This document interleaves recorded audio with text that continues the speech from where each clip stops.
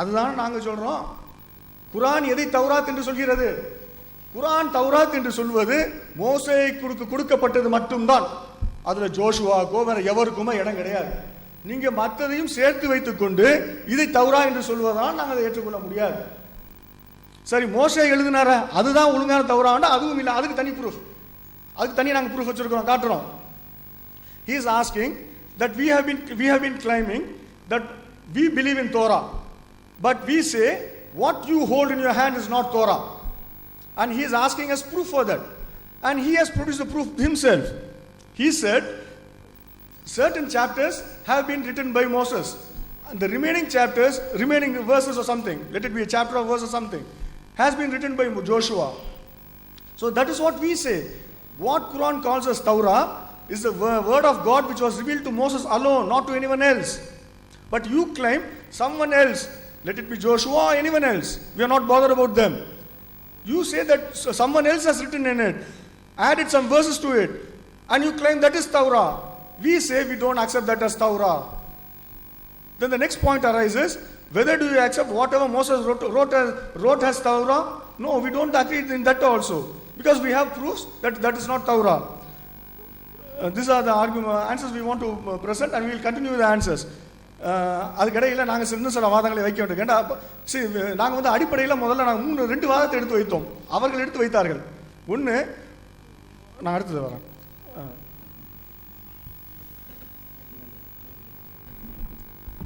அன்பிற்கினிய சகோதரர்களே, that no translation ஒரு குற்றச்சாட்டு வைத்தார்கள்.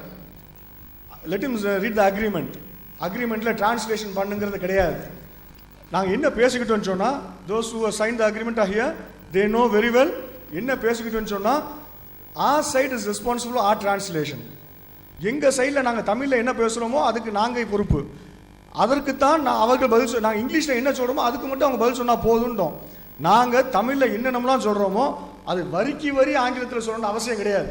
நாங்கள் சொன்னதனுடைய கிறிஸ்ப் அதை புளிந்து எடுத்து எசன்ஸை மாத்திரம் அவங்க இங்கிலீஷில் கொடுக்குறாங்க. அதுக்கு அவங்க பதில் சொன்னாலே போதும். அதுக்கே பதில் சொல்ல முடியாமல் they are ashamed of their own gospels. அவங்களுடைய வேதத்தை பற்றி அவங்களே வெக்கப்படுறாங்க. அதை படித்த உடனே ஆபாசம்ங்கிறாங்க, சினிமா பார்த்துட்டு வந்த மாதிரி வர்ணிக்கிறீங்களேங்கிறாங்க. பைபிளில் உள்ளதை நாங்கள் படித்த உடனே சினிமா பார்த்துட்டு வந்தால் வர்ணிக்கிறீங்களோ, நீங்கள் ஆபாச படம் பார்த்தீங்களோ? ஆபாச படம் பார்க்கலங்க, நாங்கள் ஆபாச புஸ்தகத்தை படிச்சுட்டோம்னு சொன்னோம். அன்பிற்கினிய சகோதரர்களே, பைபிள் இறைவேதம் இல்லை என்பதற்கு அடுத்து இன்னொரு பலமான ஆதாரம், ஒரு பெண்மணி மரணிக்கும் வரை பிள்ளை இல்லாமல் மரணித்து விட்டார்கள். அவரை நாம் என்ன சொல்வோம்? மலடி என்று சொல்வோம். அப்படி மலடி என்ற ஒரு பெண்மணி இருந்ததாக பைபிள் சொல்கிறது. 2 சாமுவேல் 6வது அதிகாரம் 23வது வசனத்தில் சொல்லப்பட்டிருக்கு. அதில் என்ன சொல்லப்படுனாக்கா, அந்த சவுலுடைய ஒரு மகளா இருக்கக்கூடிய மீகாள் சாகுற வரைக்கும் அவருக்கு பிள்ளை பேரே இல்லாமல் இருந்துச்சு, அவன் மலடியா செத்து போயிட்டான்னு இருக்கு.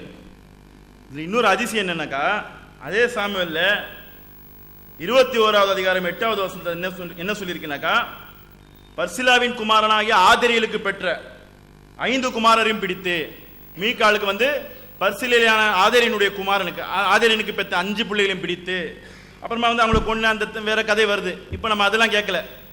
மலடியா செத்து போனவங்க ஒருத்தங்களுக்கு எப்படி 5 புள்ள வர முடியும்?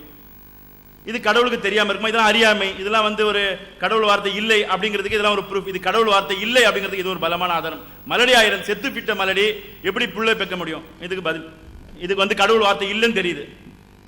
Dear brothers and sisters, now we are going to present another argument which firmly says that Bible cannot be the word of God. If you read 2 Samuel chapter 6 22 to 23, it speaks about Michal, the daughter of Saul. It says that she died without having any children. She died as a barren. That's what this verse says.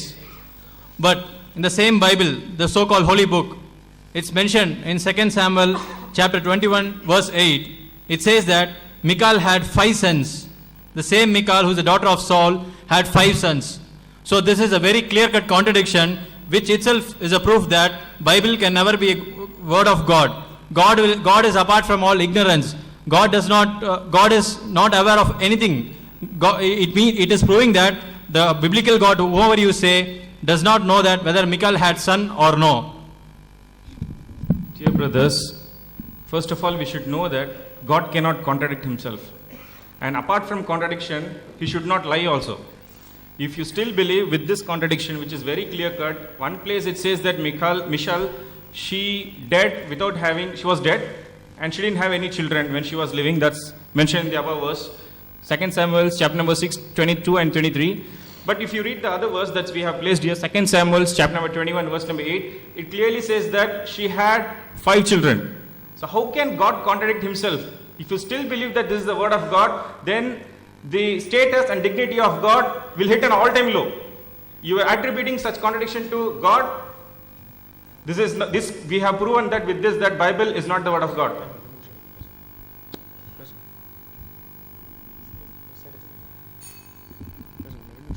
அன்பிற்குரிய சகோதரர்களே, பைபிளில் உள்ள ஆபாசங்களை நாம் எடுத்து வைக்கும்போது கிறிஸ்தவ சகோதரர்கள் சங்கடப்படக்கூடாது. ஏன்னா எந்த விஷயத்தையும் நாம பேசல, பைபிள் தான் இதை பேசுகிறது. அதுல ஒரு விஷயம், எசேக்கியேல்ல 23வது அதிகாரம் 1 இருந்து 44வது வசனம் வரைக்கும், ஆண்டவரின் வாக்கு எனக்கு அருளப்பட்டது. இந்த பேசுறது எல்லாமே யாருன்னு சொன்னா மனிதனுடைய பேச்சு இல்லை, கடவுளின் பேச்சு. ஆனா இது கடவுள் இப்படி பேசியிருப்பாரா என்பதை நீங்க யோசிச்சு பாருங்க. 2 விபச்சாரிகள் இருந்தார்களாம்.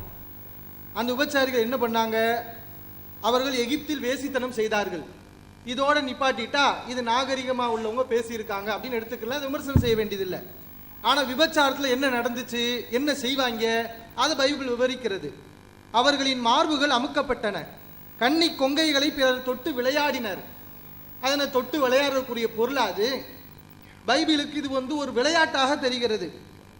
2 சகோதரிகள் பேர் என்ன? மூத்தவ பேரு ஓல்லா, தங்கச்சி பேரு ஓலிபா. இவங்க 2 பேரும் பண்ண சேட்டை கொஞ்ச நெஞ்சம் கிடையாது. மூத்தவ என்ன செய்யறா? தலைவர்களும் அதிகாரிகளுமாய், ஆசை மூட்டும் அளவு கொண்ட வாலிபர்களுமாய், குதிரை மீது வந்த வீரர்கள் மேல். All glory to God again. தேவனுக்கே மகிமை உண்டாவதாக. Though TNTJ has not answered any of my single question, I will continue to answer their question. நான் கேட்ட கேள்விகள் எதற்குமே டிஎன்டிஜே பதில் சொல்லாத இருந்த பட்சத்திலும் நான் அவருடைய கேள்விகளுக்கு பதில் சொல்லுகிறேன். Let me clarify first why I have posed those questions. நான் ஏன் அந்த கேள்விகளை அவரிடத்தில் கேட்டேன் என்பதற்கான காரணத்தை உங்களுக்கு இப்ப சொல்ல விரும்புகிறேன். We are not debating with the atheist here. நான் இங்கே ஒரு நாஸ்திகனிடத்திலே நாம் இங்கே ஒரு விவாதம் பண்ணவில்லை. We are not debating with a liberal scholar here. இங்கே தவறான கொள்கைகளை உடையவர்களிடத்திலே நாம் இங்கே அந்த விவாதத்தை கொள்ளவில்லை. We are debating with Muslims. நாம் முஸ்லிம்களோடு நாம் விவாதம் செய்து கொண்டிருக்கிறோம். When we debate with atheists, we will give many other reasons. நாம் நாத்திகர்களோட விவாதம் பண்ணும்போது வேற பல காரணங்களை கொடுப்போம். So why when we cite the Quran at the beginning itself we clarified as in a court of law, if the final authority has already agreed with what we say, they have no case against us and they are twisting actually and escaping from that argument rather than addressing it. நான் என்னுடைய விவாதத்தின் துவக்கத்திலேயே சொன்னேன், இந்த ஒரு வழக்கு மன்றத்திலே போய் ஒரு வழக்கை நாம் தொடர வேண்டுமானால் ஏற்கனவே ஒத்துக்கொண்ட ஒரு காரியத்தை அவர்கள் பிற்பாடு முரண்பட முடியாது என்கிற அந்த ஆதாரத்தின் அடிப்படையில் தான் நான் என்னுடைய விவாதத்தை நான் ஆரம்பித்தேன். And they repeatedly say the Torah that is mentioned in the Quran is not the Torah that we have. அவர்கள் திரும்ப சொல்லுகிற காரியம் குர்ஆனிலே சொல்லப்பட்டிருக்கிற தௌராத்தும் நீங்கள் வைத்திருக்கிற தௌராத்தும் ஒன்று அல்ல என்று. I have asked a question, is that what you say or is that according to the history? இது நீங்கள் சொல்லுவதா அல்லது is it according to the history or is it just your belief? இது சரித்திரபூர்வமானதா அல்லது உங்களுடைய நம்பிக்கையின் அடிப்படையிலானதா? And I have cited their own scholars who affirm that the Torah that is mentioned in the Quran is the Torah that the Christians and the Jews had. அவர்களுடைய அறிஞர்களுடைய கூற்றையே நான் மேற்கோளாக காட்டினேன். அவர்கள் குர்ஆனில் சொல்லப்பட்டிருக்கிற தௌராத்தும் நாம் வைத்திருக்கிற தௌராத்தும் ஒன்றுதான் என்பதை குறித்து. See, I am giving evidences after evidences, they are just making statements after statements. நான் ஆதாரங்களுக்கு பிற்பாடு ஆதாரங்களாக கொடுத்து கொண்டிருக்கிறேன், அவர்கள் வெறும் வாக்கியங்களாக சொல்லிக் கொண்டே இருக்கிறார்கள். For example, I have cited Tafsir Ibn Kathir volume 4 page number 178 to 179 where it says it was common among the Salafs to call the entire scripture of the people of the book as Torah. நான் அங்கே ஏற்கனவே அவர்கள் சொல்லப்பட்ட அந்த அறிஞர்கள் சொன்ன கூற்றை சொன்னேன். இங்கே எழுதப்பட்டிருக்கிற வேத புத்தகம் முழுவதுமே இந்த கடவுளுடைய வார்த்தை என்பதற்கான ஆதாரம் தப்சீர் அவருடைய வாக்கியத்திலிருந்து நான் உங்களுக்கு சொன்னேன். They have never addressed it. ஆனால் அதற்கான பதிலை அவர்கள் And they இதுவரைக்கும் will not address it. They will actually may deny it, but they can never, ever address it. ஆனால் அதற்கான பதிலை அவர்கள் இப்பொழுதும் எப்பொழுதும் சொல்லவே போவதில்லை. ஒருவேளை அவர்கள் அதை நிராகரிக்கலாம். I'll come to one by one after their questions. அவருடைய கேள்விகள் ஒவ்வொன்றுக்காக நான் பதில் சொல்லி வருகிறேன். They started with, they say that there is a contradiction between 2 Samuel 6:23 and 2 Samuel 21:8. அங்கே சொன்னார்கள் 2 சாமுவேல் 6:23க்கும் 21:8க்கும் அவர் வித்தியாசம் இருக்கிறதை சொன்னார்கள். My brothers, my friends at TNTJ, if you yourself have carefully read that verse, you would have understood that there is absolutely no contradiction.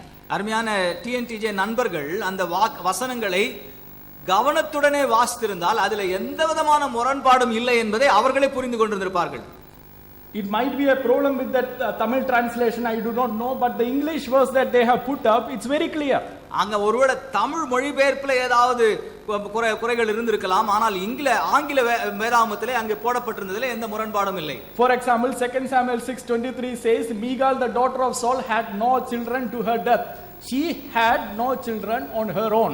அங்கே 2 Samuel 6:23 என்ன சொல்லப்பட்டிருக்கிறது என்றால் மீகாளுக்கு மரணம் அடையும் நாள் வரைக்கும் பிள்ளை இல்லாது இருந்தது என்று தான் எழுதப்பட்டிருக்கிறது. 2 Samuel 21:8 says that she brought up 5 children. She brought up 5 children. 2 Samuel Not that she gave birth to the children, but she brought up 5 children, and whose children are also mentioned there. அங்கே 2 Samuel 21:8 என்ன சொல்லப்பட்டிருக்கிறது என்றால் மீகாள் தன்னுடைய 5 பிள்ளைகளை வளர்த்தாள் என்று போடப்பட்டிருக்கிறது. அது அவர் யாருடைய பிள்ளைகள் என்பதும் அங்கே சொல்லப்பட்டிருக்கிறது. For Adriel the son of Barzillai, that is given in 2 Samuel 21:8. அங்கே பர்சிலாயின் குமாரன் என்று சொல்லப்படுகிற அவருடைய பிள்ளைகள் என்று சொல்லி அங்கே போடப்பட்டிருக்து. Now who is this Adriel? யார் இந்த பர்சிலா?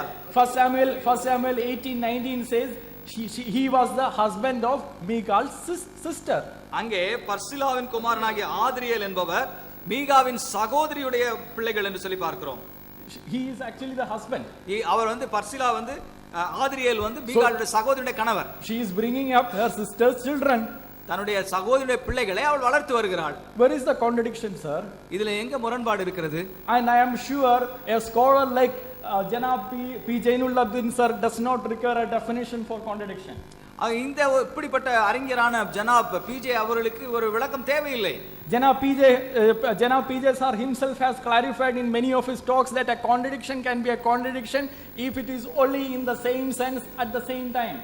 அவரே தன்னுடைய பல விவாதங்களிலே ஒத்துக்கொண்டிருக்கிற ஒரு காரியம் என்னவென்றால் ஒரே சமயத்தில் ஒரே இடத்துல முரண்பாடு இருந்தால் தான் அதை முரண்பாடாக நாம் எடுத்துக்கொள்ள வேண்டும் என்று சொல்லி அவர் சொல்லியிருக்கிறார். Since Janab PJ sir himself has given us the definition, I am using that definition and that is a right definition. அந்த முரண்பாடு என்பதற்கான விளக்கத்தை ஜனாப் பிஜே அவர்களே கொடுத்திருப்பதனால அவர் கொடுத்த விளக்கத்தையே நான் இங்கே பயன்படுத்த விரும்புகிறேன். Now further they had in an earlier session they had asked about Leviticus 21.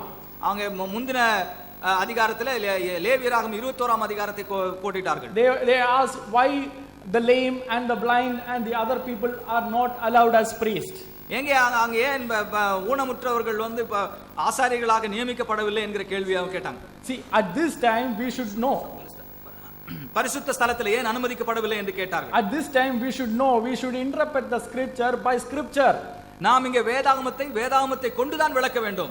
If you want to know the meaning of that verse, you will have to read other verses in the Bible. இந்த ஒரு வசனத்தினுடைய அர்த்தத்தை நாம் புரிந்து கொள்ள வேண்டுமானால் இன்னொரு வசனத்தை நாம் படித்து அர்த்தத்தை புரிந்து கொள்ள வேண்டும். Before this was instituted in Exodus chapter 25 verse 40, இங்கே யாத்ராகமம் 25:40 இந்த வசனம் எழுதப்படுவதற்கு முன்பதாக it's very clearly written that the tabernacle was given as a pattern of what is in heaven.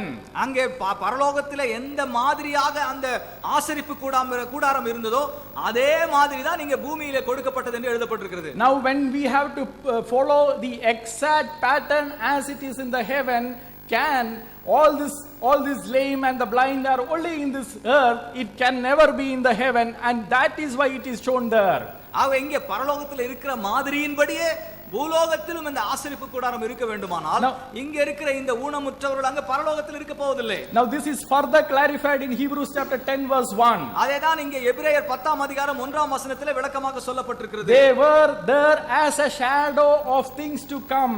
அவர்கள் நமக்கு வரப்போகிற காரியங்களுக்கு நிழலாட்டமா இருக்கிறது என்று சொல்லப்பட்டிருக்கிறது. Sir, you are taking verses out of his context and you are imposing your own interpretation into the text, sir. அவ வசனங்களை அந்த இடத்திலிருந்து எடுத்து உங்களுடைய சொந்த எண்ணங்களை அந்த வசனத்திலே நீங்கள் புகுத்திக் கொண்டிருக்கிறீர்கள். This is not acceptable from a scholar like Janab P.J. sir and others. ஜனாப் பிஜே சார் போன்ற அறிஞர்களிடத்திலிருந்து இப்படிப்பட்ட காரியத்தை நாங்கள் எதிர்பார்க்கவில்லை. Further, the Holy Bible in the same chapter clarifies that there is no discrimination because the lame and the blind were allowed to eat the holy fruit. அங்கே அந்த அதே அதிகாரத்தில் நாம் என்ன பார்க்கிறோம்? அந்த ஊனமுற்ற மக்கள் பரிசுத்த வஸ்துக்களை பரிசுத்த பொருட்களை புசிப்பதற்காக எந்த விதமான தடையும் இல்லை என்று சொல்லி பார்க்கிறோம். Now, are there other verses which actually protects the lame and the deaf? இங்க இந்த ஊனமுற்றவர்களை பாதுகாக்கிற வேற வசனங்கள் இருக்கிறதா? Leviticus chapter 19 verse 14, Deuteronomy chapter 20 verse 27 verse 18.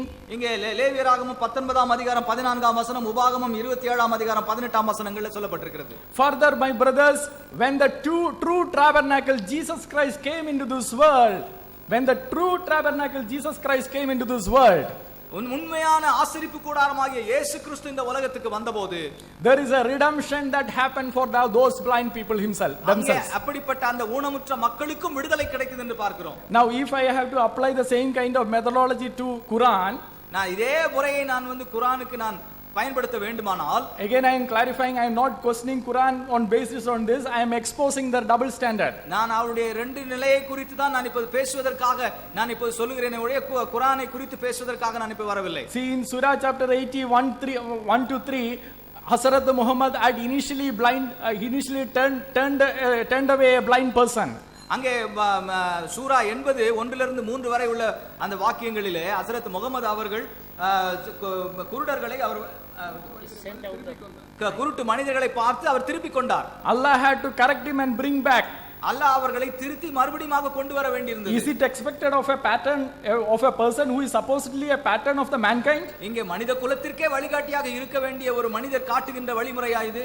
In Sahih Bukhari volume 4 hadith number 553 and Sahih Bukhari volume 9 hadith number 242, சஹீஹ் Bukhari volume 4 553 மற்றும் Sahih Bukhari volume 9 242வது வாக்கியத்திலும் Antichrist is described as a one eye blind person. அங்கே அந்தி கிறிஸ்துவானவர் ஒரு கண் குருடானவராக அங்கே காட்டப்படுகிறார். Why are you, sir? What is the connection between blind eye and Antichrist? அங்கே அந்தி கிறிஸ்துவுக்கும் ஒரு பார்வை குருடானதுக்கு என்ன சம்பந்தம்?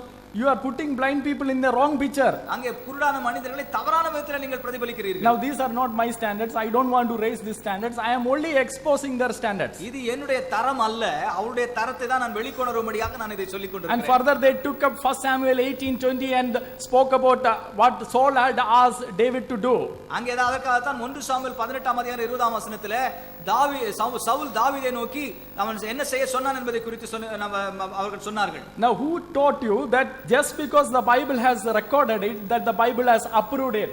அங்கே வேதாகமத்தில் அது எழுதப்பட்டிருக்கிறது என்பதனாலேயே வேதாகமம் அதை ஏற்றுக்கொள்கிறது ஒத்துக்கொள்கிறது என்று சொல்லி யார் சொன்னது? We accept that all the prophets were sinners except our Lord Jesus Christ.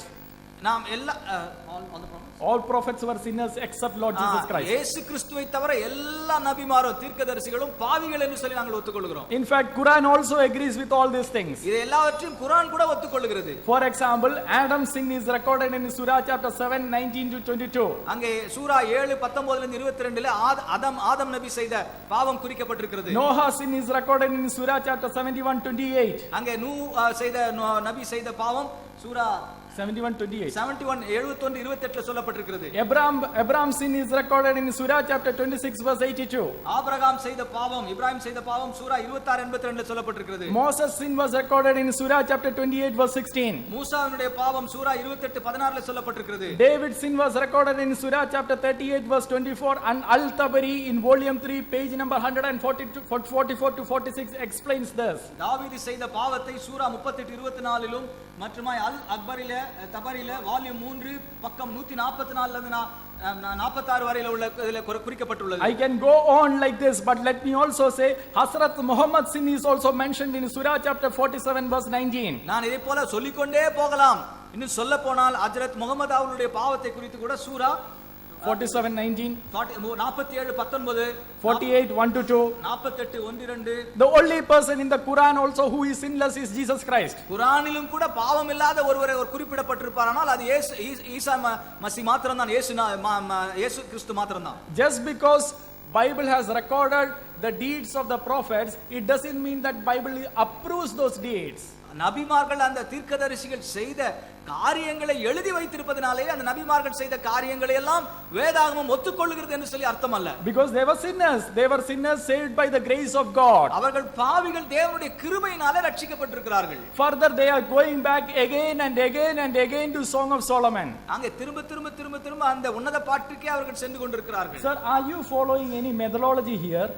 இங்கே ஏதாவது ஒரு முறையை நீங்க பின்பற்றுறீங்களா? If I take Quran and interpret myself, will you accept it?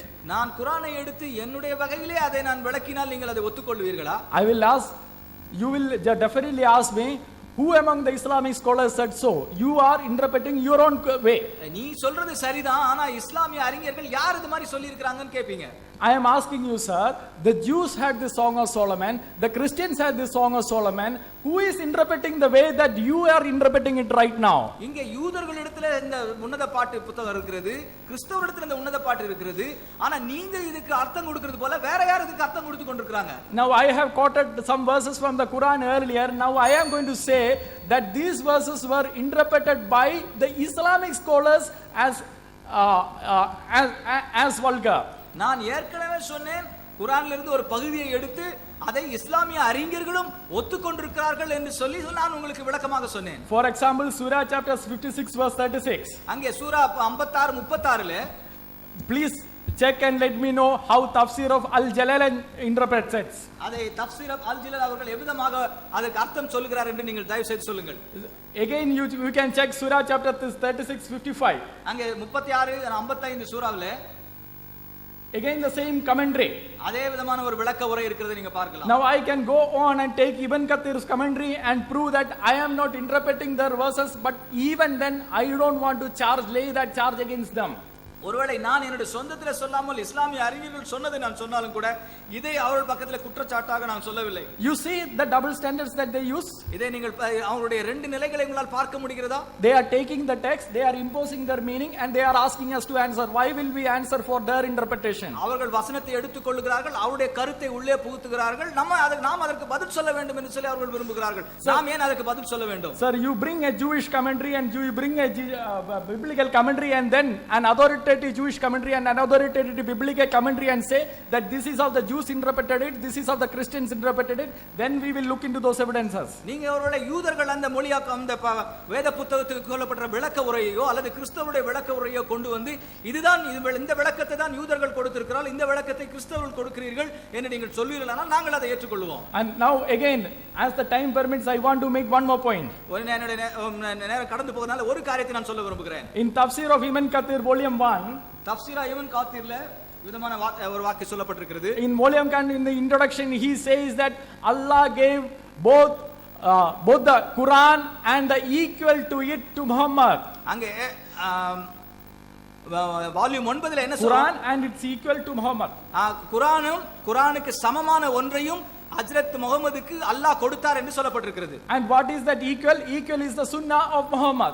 அந்த குர்ஆனுக்கு சமமானது என்று சொன்னால் முகமதுடைய வாழ்க்கை முறை. Now can I take the sunnah of Muhammad and apply the same standard that you apply, because Allah himself gave it, correct? அல்லாஹ் வந்து அந்த சுன்னாவை கொடுத்திருப்பதனால அதையே எடுத்து அந்த தரத்தையே எடுத்து நம்ம வந்து வாழ்க்கை முறைக்கு எடுத்துக்கொள்ளலாம். Then you have to reject Sahih Bukhari volume 1 book number 4.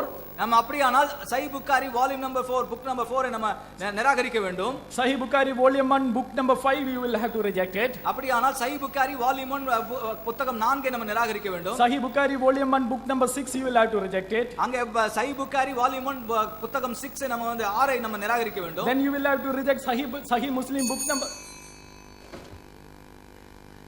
விசுவாசத்தை எடுத்து சொல்லும்போது பைபிளுக்கு நீங்கள் தப்பான விளக்கம் கொடுக்கிறீர்கள் என்று கிறிஸ்தவ சகோதரர்கள் சொல்லிக் கொண்டிருக்கிறார்கள்.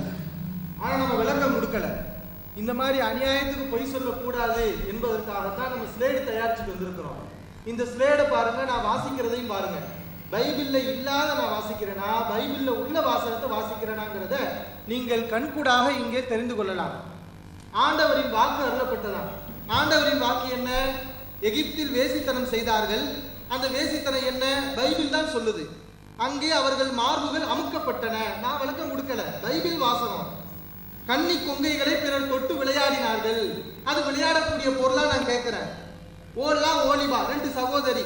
இந்த ஓல்லா என்ன செய்யறா? நீல ஆடை உடுத்தி தலைவர்களும் அதிகாரிகளுமாய் ஆசை மூட்டும் அளவு கொண்ட வாலிபர்களுமாய் குதிரை மீது வந்து வீரர்கள் மேல் காதல் பைத்தியம் கொண்டாள். பைபிள் சொல்லுகிறது. அடுத்து பாத்தீங்கன்னா, இவளுடைய வாலிப வயதில் அவர்கள் இவளுடன் படுத்து இவளுடைய கன்னி கொங்கைகளை தொட்டு விளையாடி தங்கள் காமத்தை இவள் மேல் தீர்த்து கொண்டார்கள். நான் சொல்லவில்லை, பைபிள் தான் சொல்கிறது. இந்த ஓலாவோட ஓலிபா என்ன செய்யறா? அக்காவை மிஞ்சி நம்ம உபச்சாரம் செய்யணும்னு அவ கிளம்புறா. அவ என்ன செய்யறான்னா, அவள் இது மாதிரி ஆடைகளை உடுத்தி தலைவர்கள் அதிகாரிகள் ஆசை மூட்டும் வாலிபர்கள் எல்லோரிடத்திலும் செல்கிறாள். அசீரியர்கள் மேல் ஆசை கொள்கிறாள். ஆனால் அவளுக்கு ஆசை அடங்கல. அடுத்து என்ன செய்யறா? ஒரு ஊருக்கு போறா. அங்க போனா சுவத்துல நிறைய ஓவியங்கள் வரையப்பட்டிருக்கு, நிறைய ஆம்பளைகளுடைய ஓவியங்கள். அந்த ஓவியத்தை எல்லாம் பார்த்துட்டு இவங்களோட நம்ம உபச்சாரம் செஞ்சா நல்லா இருக்குமே சொல்லி ஆள் அனுப்பி அவங்களை எல்லாம் என்ன செய்யறா? கூப்பிடுறா. பாபிலோனியர்கள் வந்து அவளோடு காமப்படுக்கையில் படுத்து தங்கள் காம செயல்களால் அவளை தீட்டுப்படுத்தினார்கள். இவ்வளவு வருதா? ஆபாசம் என்னங்கிறது விளக்கியாச்சு. இன்னும் பாருங்க, 20வது வசனத்தை பாருங்க. அவர்களுடைய உறுப்புகள் கழுதையின் உறுப்புகளை போலவும் அவர்களுடைய இந்திரியம், யாரு? இந்த பாபிலோனியர்கள் இருக்கிறாங்கல்ல, இந்த தங்கச்சிக்காரி வெறி கிளம்பி போனால பாபிலோனியர்களை பிடிக்கிறதுக்கு. அந்த பாபிலோனியர்கள் எப்படிப்பட்டவங்கன்னா, அவர்களுடைய உறுப்புகள் கழுதைகளின் உறுப்புகளை போலவும் அவர்களுடைய இந்திரியம் குதிரைகளின் இந்திரியம் போலவும் இருந்தன. நான் சொல்லவில்லை, பைபிள் தான் சொல்லுகிறது. இது ஆபாசமா இல்லையா? விபச்சாரத்தில் என்ன நடக்கும்? அந்த விபச்சாரம் செஞ்சவனுடைய உறுப்பு எப்படி இருந்துச்சு? அவனுடைய இந்திரியம். இது பேசுமா இறைவேதம்? இதுக்கு மேல என்ன விபச்சாரம் இருக்குது? இதுக்கு மேல என்ன அசிங்கம் இருக்குது? இவ்வளவு சொன்னதுக்கு பின்னாடி நாங்க இல்லாத சொல்றோம், விளக்கம் கொடுக்கிறோம். இது விளக்கமா? உள்ளதை படிக்கிறோமா? உன் எகிப்தியர் உன் இள மார்புகளை தொட்டு விளையாடி உன் கன்னி கொங்கைகளை அமுக்கிய போது இவ்வளவு வருது. இதெல்லாம் என்ன? கர்த்தருடைய வாக்கு, கடவுளுடைய வாக்கு. யாருடன் தெவிட்டும் வரை காம செயல் புரிந்தாய். இந்த விபச்சாரிகளுக்கு அடுத்து கர்த்தர் தண்டனையை கொடுக்கிறார். எல்லாமே ஆபாசம் தான். விபச்சாரிகள் செஞ்சது ஆபாசம், அந்த விபச்சாரிகளுக்கு தண்டனை இருக்குது, அதுவும் ஆபாசம். என்ன ஆபாசம்? அவதான் எல்லா பேரும் விபச்சாரம் பண்ணிட்டா. உன் ஆடைகளை உரிந்து உன்னை அசிங்கப்படுத்துவோம், எல்லா பேருக்கு முன்னாடி அவனவானிப்ப. ஆடையின்றி நிர்வாணமாய் பைபிள் சொல்கிறது. ஆடையின்றி நிர்வாணமாய் விட்டு விடுவார்கள். உன் வேசித்தனத்தின் நிந்தையும் வெட்கக்கேடும் அப்போது வெளிப்படும். அப்பதான் வெளிப்படுதா? அதுக்கு முன்னாடி தான் வெளிப்பட்டு நாரி போச்ச. அடுத்து பாருங்க, நீ அதை குடிப்பாய், தண்டனை. நீ சாராயத்தை குடிப்ப, இந்த உபச்சாரம் செஞ்சவளுக்கு தண்டனை. குடித்து முடிப்பாய், உன் கூந்தலை பீத்துக் கொள்வாய், உன் கொங்கைகளை பீறிக்கொள்வாய். இதுலயும் ஆபாசம். அடுத்து என்ன? ஆபாசத்துக்கு என்ன தேவை? இவ்வளவு வருது. இந்த 40வது வசனத்துல பாத்தீங்கன்னா, அவர்களுக்காக நீ குளித்து கண்களுக்கு மை தீட்டி அணிகலன்களால் உன்னை அழகுபடுத்தினாய். அழகான கட்டிலில் உட்கார்ந்தாய். உன் முன் மேசை ஒன்று வைக்கப்பட்டிருந்தது, அதன் மேல் நறுமண பொருட்களையும் எண்ணெயையும் வைத்தாய். இதெல்லாம் தேவையா? விபச்சாரத்துக்கு என்னென்ன தேவை? அவளோடு சிற்றின்ப பிரியரான மக்கள் கூட்டம் களியாட்டம் புரிந்தது. இப்படி 44 வசனம். இந்த அசிங்கத்தை வளர்க்கறதுக்கு 44 வசனமா? உன்னத பாட்டை சொல்றாங்க, உன்னத பாட்டை சொல்றாங்கன்றாங்க. இந்த எசக்கியலை சொல்றோம். இப்போ இதுக்கு என்ன பதில் சொல்ல போறீங்க? இஞ்சில்னா நற்செய்தின்னு சொன்னீங்கல்ல, இது நற்செய்தியா? இதை மட்டும் பிரிண்ட் போட்டு எல்லா பேர்ட்டும் கொடுத்தா நற்செய்தின்னு யாராவது சொல்லுவாங்களா? இதுக்கு நீங்க பதில் சொல்லணும்.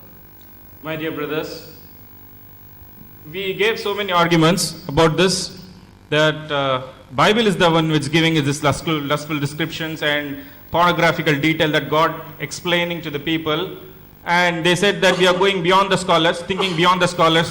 See, first of all, the scripture, it should be understood by all without much obscurity or hidden motives. You are a reader of the book. When you read it, what you got, that is what you tend to behave in your life, right? And when you read, open the Bible, all these things are mentioned. Pornography, something like provoking humankind to have that. and amongst them is, we have already given so many chapters and proved that Bible is not the word of God. One statement is enough to prove the entire Bible wrong, that this is not the God's word. And we still have more proofs for that. If you read in Ezekiel chapter number 23, see, this is the use of the sexual content and the treatment of women in this chapter alone has a considerable scrutiny. It has proved to be the most problematic books of the Bible. You read, it says that the word of the Lord came to me. It says, you just see how it describes. The word of the Lord came to me, and speaking about two sister whores, they committed whoredom, prostitution, promiscuity. These are not my words. Again, I'm saying, this is no cheap statements from me. This is from this Holy Bible. It says that they engage in prostitution. The first sister is Ohola. She is the elder one. And the younger one is Oholiba. Very well suits to the prostitutes, maybe, I don't know. And it says that their breasts were squeezed there. What do you want to teach? Breasts were squeezed? Is this God's word? Is this how God describes? If you say that, don't commit adultery, don't perform it, then that's more than enough for humankind to understand. Can God describe such things? The breasts were squeezed there. Lovers fondled their virgin nipples. Virgin nipples. They keep on continuing the promiscuity, prostitution. Will that still be remain virgin nipples even after playing with those breast and nipples, which will, I don't know. I still seriously am not able to read such things.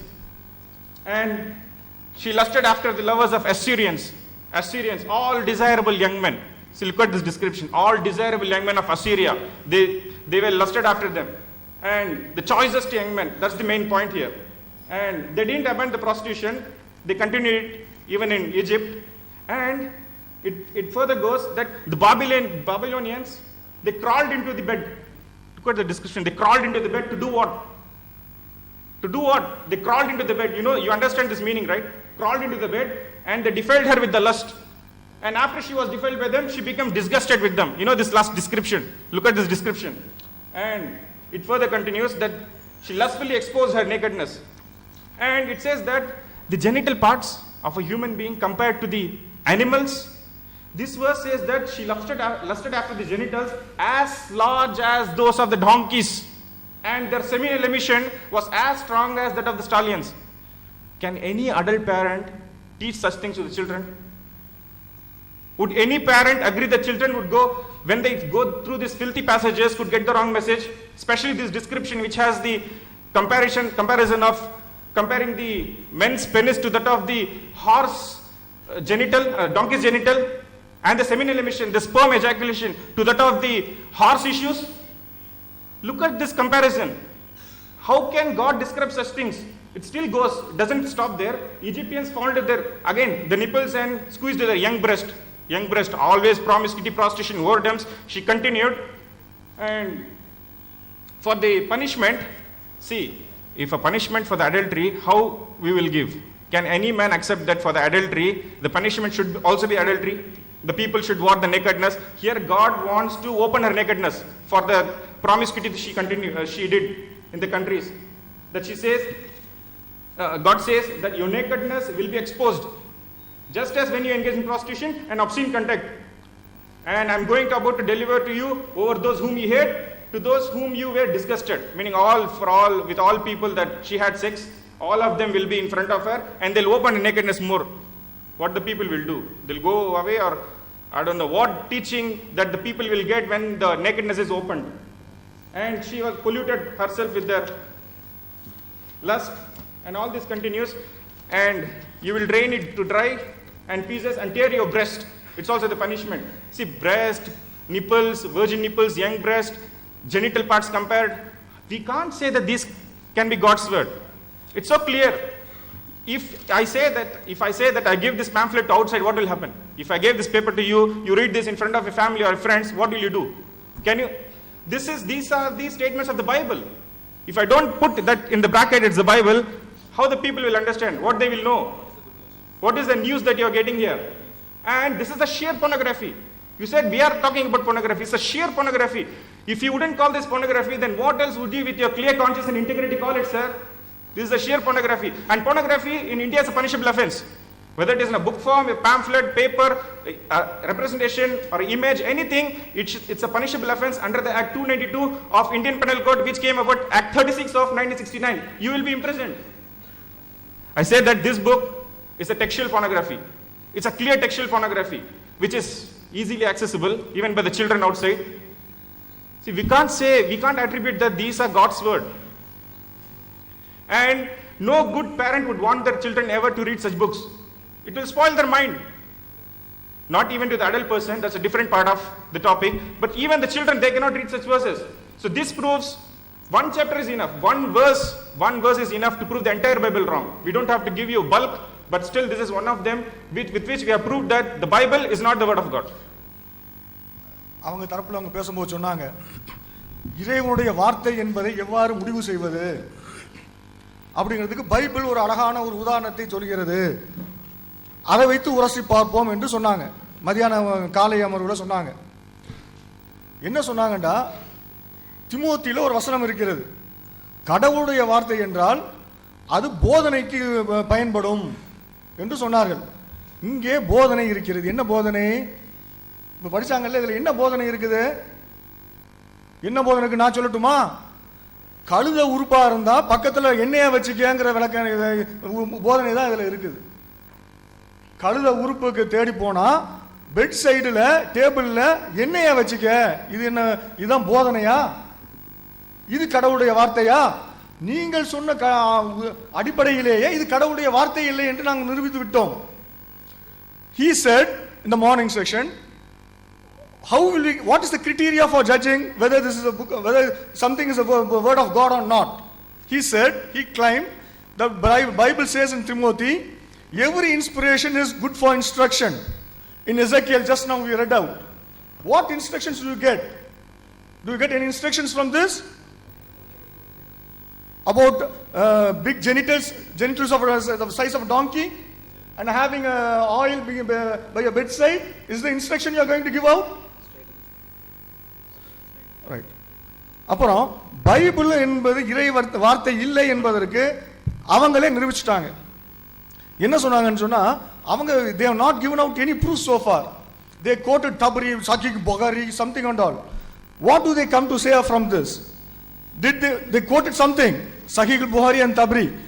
From that, are they saying that Bible is the word of God? Is that the proof that Bible is the word of God? Sahih Bukhari என்ன சொன்னாங்களே, அதுல இருந்து என்ன தெரிய வந்தது? Bible கடவுளுடைய வார்த்தைன்னு தெரிய வந்ததா? எதுக்கு அதை சொன்னாங்க? சம்பந்தம் இல்லாம சொல்லிட்டு இருக்காங்க. தலைப்பு கடவுளுடைய வார்த்தையா இல்லையாங்கிறது. அவங்க சின் அண்ட் சால்வேஷனை பத்தி பேசிட்டு இருந்தாங்க. அந்த தீர்க்கதரிசி தப்பு செஞ்சார், இந்த தீர்க்கதரிசி தப்பு செய்தார். அப்புறம் அடுக்கடுக்கா சொன்னாங்க, நிறைய பொய். இப்போ நாங்க ஒரு உதாரணத்துக்கு முன்னால அவங்க ஒரு கான்ட்ரடிக்ஷன் எடுத்து போட்டோம், முரண்பாடை எடுத்து போட்டோம். 2 சாமுவேல்ல மீகால் மலடியாக இறந்தால் அப்படின்னு சொல்லிட்டு ஒரு இடத்துல இருக்குது, இன்னொரு இடத்துல 5 பிள்ளைகளை பெற்றாள் அப்படின்னு இருக்குது.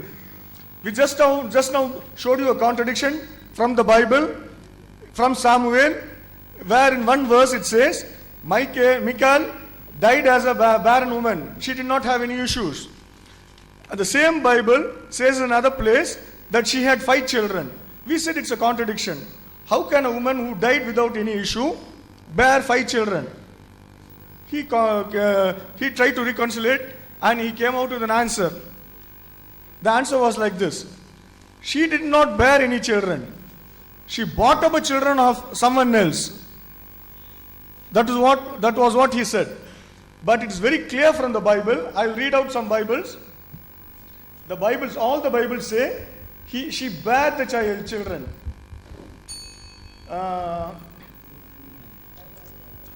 Apostles Polyglot Bible says she bare the children. And then American Standard Version says she bare to Adriel. And then Bishop's Bible says whom she bare to Adriel.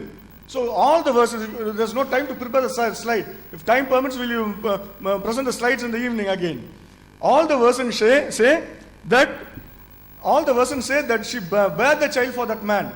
If he says that he was a husband of a sister, then again this is illicit children.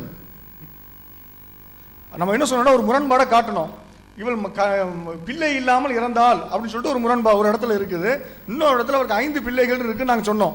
அதுக்கு அவர் சொன்னாரு, அது அவள் பெத்த பிள்ளை இல்லை, அவருடைய தங்கச்சி பிள்ளை எடுத்து வளர்த்தா அப்படின்னு சொன்னார்.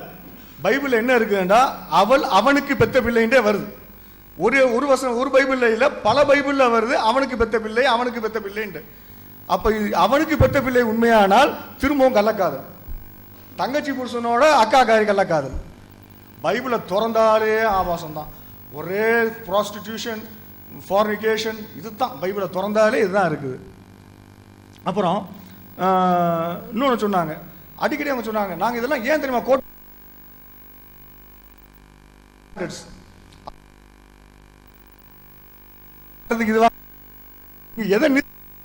எதை விட்டுட்டு காட்டிட்டு இருக்காங்களாம்.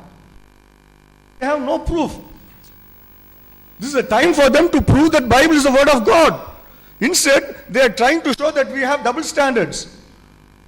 And then they asked us, the Torah which you have, we claim that the Torah which we have, you have, and the Torah which Quran says are different.